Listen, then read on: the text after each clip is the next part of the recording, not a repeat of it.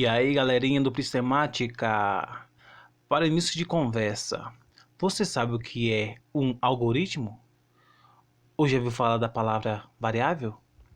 Nessa videoaula, estarei explanando esses dois conceitos. Você pode pensar, para que serve isso? Que diferença vai fazer na minha vida? Olha, se você é amante da tecnologia, se você gosta de fazer receitas deliciosas na culinária, ou deseja passar uma matéria ou ser bom em matemática, física, química, saiba só de uma coisa: aprender a condicionar sua mente, sua lógica, fará de você uma pessoa mais capacitada na tomada de decisão. E sabe de uma coisa? Segredo: as empresas amam pessoas que saibam disso. Então vamos lá. Observe como é simples. Um algoritmo é um passo a passo de uma sequência finita, onde converge para o ponto de chegada. Ou seja, sai de uma posição inicial e caminha até a posição final. E o único objetivo é solucionar um problema. Veja o seguinte exemplo.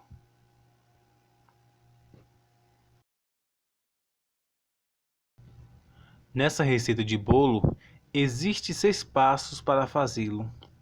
Observe que começa do tópico primeiro e termina no sexto. E observe que em alguns tópicos existem ainda algumas condições. Para que o bolo fique bom, precisa respeitar as etapas de preparo e as condições propostas. Um exemplo dessas condições é: misture as gemas, a farinha e o açúcar até ficar homogênea. Caso não fique homogênea, a massa poderá não ficar boa. Concorda comigo que não podemos pular da etapa primeira para a sexta sem passar pelas outras? Veja o próximo exemplo.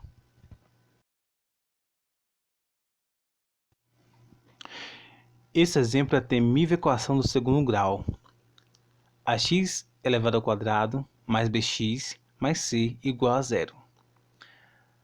Quem nunca passou por esse sufoco, não é mesmo? Mas se você está passando por isso nesse exato momento, observe. Isso é mais fácil que tirar pirulito da boca de banguela. Sabe qual é o segredo? Domine a matemática básica e aplique no algoritmo da famosa fórmula de Bhaskara. Se inscreva nesse canal, ative o sino e compartilha. Aqui estarei ensinando muitas coisas legais como essa. Observe como é fácil. Primeiro, destaque quem é A, B e C. A é o coeficiente que multiplica o x elevado ao quadrado, elevado ao 2, a segunda potência.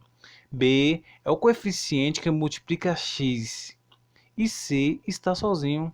Na verdade, C multiplica x elevado a zero, mas isso é assuntos para futuras aulas.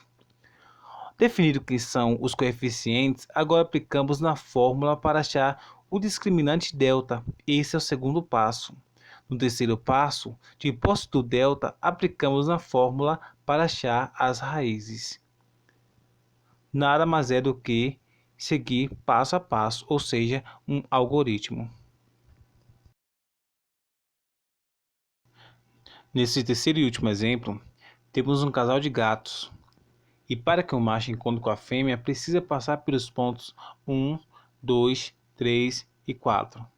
E finalmente obterá seu objetivo, que é ficar com a gatinha. Então, um algoritmo é uma rotina, ações que auxiliam na nossa tomada de decisões. Um passo a passo, às vezes complexa, que exigirá um pouquinho mais de lógica. Mas nada difícil. E lógica só obtém praticando a lógica.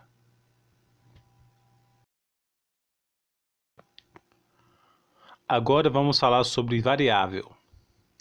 É nesse ponto que a maioria se perde no colegial e quando estão aprendendo uma linguagem de programação. Vamos pensar em variável como um recipiente, por exemplo, um copo. E vamos dar uma identificação, um nome. Ele vai ser chamado copo X. Nesse copo, você pode colocar ou retirar algo. Concorda comigo que você pode beber água, café, suco refrigerante ou qualquer outra coisa com ele? Claro que sim, né? Agora imagine que nesse copo de nome X você colocou café. Agora eu hipoteticamente lhe peço, me dê esse copo X. O que vou ter é o café. Então observe que vou ver ou ter o que foi colocado dentro dele, independente do que seja. Então é isso. Uma variável em matemática ou em programação é como um recipiente que vai armazenar alguma coisa, mas pode ser trocado por outra coisa qualquer em qualquer momento. Ou seja, não tem um valor definido. Isso é uma variável.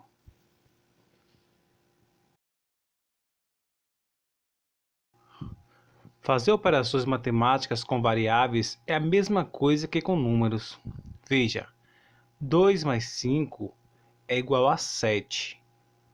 Agora, supondo que temos duas variáveis, uma com nome x e outra com nome y. E da mesma forma do exemplo anterior, vamos usar dois copos para representar a variável x e y. No copo x, você colocou duas bolinhas e no copo y, 5. Concorda comigo que se somar as duas variáveis x e y é a mesma coisa que pegar e juntar os elementos, ou seja, as bolinhas de ambos os copos?